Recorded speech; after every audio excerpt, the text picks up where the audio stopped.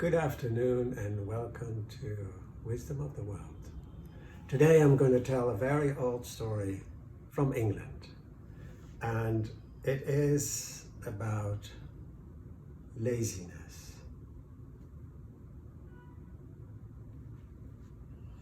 And it goes like this. There once was a farmer who had lost his wife many years before, but still he had two full-grown sons. They were boys, young men really, who were both alike in looks, but oh so very different in their nature. The eldest lad, John, was always up early and about his business. He was up with the birds and working in all weather. John rose so early that he was up before the first cock of the morning. In fact, he rose extra early just to make sure that the cockerel would be awake so that he could awake everybody else. The lad was strong and quick, and so all who know him called him the boy Lusty John. Now, John's brother Jack was a completely different cut of meat altogether, for he spent most of his time lying in bed. He was a wary lad, and often his old father mocked the boy, calling him an unwiped, slow-gaited bed presser. Harsh words, even long ago.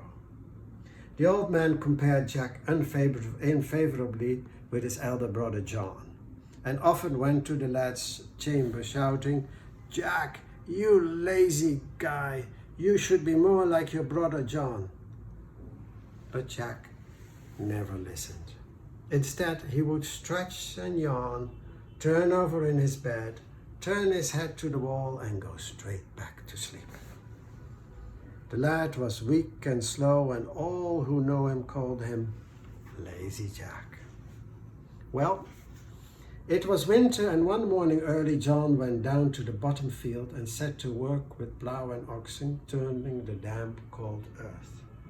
And because he started early, John finished early, so that there was time enough to do other things. And so it was his father was pleased, but upset that his younger son had not helped. The old man went straight away to Jack's room, shouting as he went, "Jack, you lazy bugger, you should be more like your brother, for this morning he has ploughed the whole of the bottom field. You, Jack, you should be more like John." But Jack did not listen. Instead, he stretched and yawned, turned over in his bed, turned his head to the wall, and went straight back to sleep. Well, winter turned to spring, and one morning early John went down to the bottom field and set to work seeding the land, broadcasting grain here and everywhere over the recent harrowed earth. And because he started early, John finished early, so that there was time enough to do other things. And so it was, his father was happy, yet irked that his younger son had not helped. The old man went straight away to Jack's chamber, shouting as he went, "Jack, you lazy bugger, you should be more like your brother, for this morning he has seeded the whole of the bottom field. You, Jack, you should be more like John." But Jack did not listen.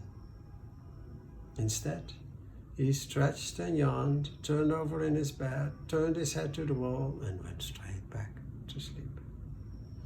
Well, spring became summer, yet there was a waft of wood smoke in the air, which meant that the autumn was returning. And one morning, early John went down to the bottom field to harvest the crops.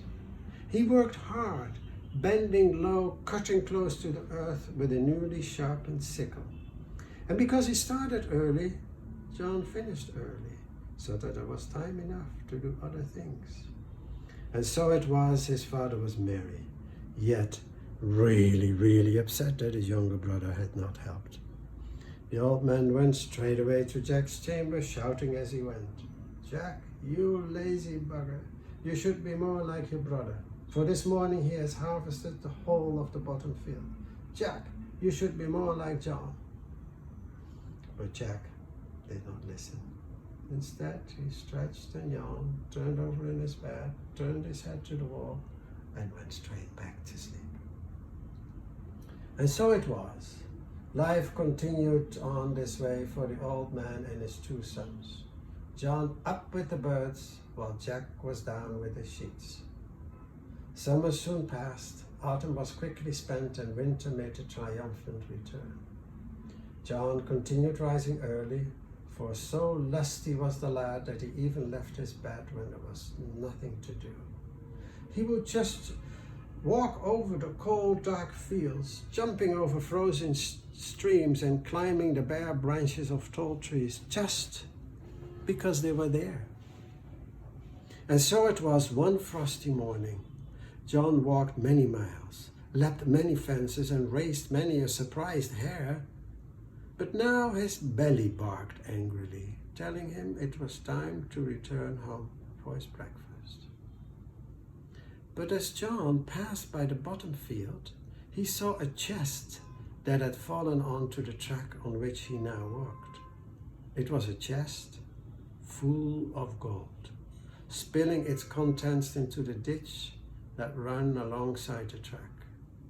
Once the chest of a rich merchant, containing a full year's profit from his trade, but it had fallen from his cart that very morning, and now it was John's.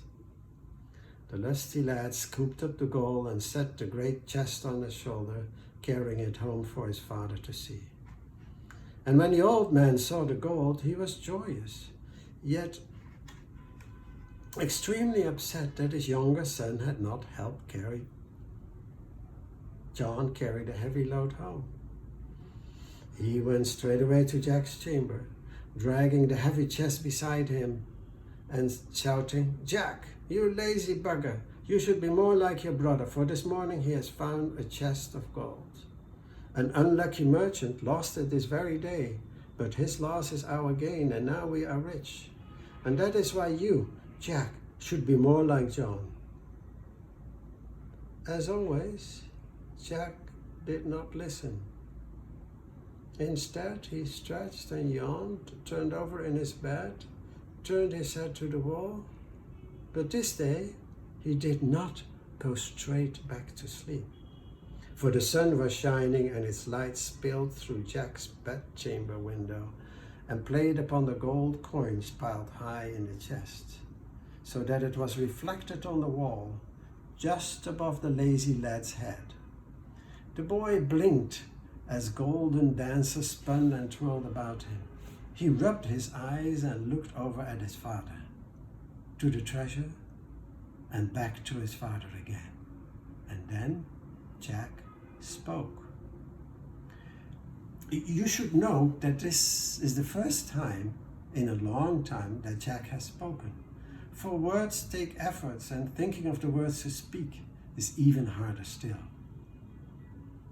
"But father," said the boy, "if the merchant who once owned that gold had stayed in bed as I do now, then he wouldn't have lost his coin, would he? If that rich merchant has been as lazy as I, then he would not now be poor." And with that, Jack stretched and yawned. He turned over in his bed, turned his head to the wall, and went straight back to sleep. Thank you.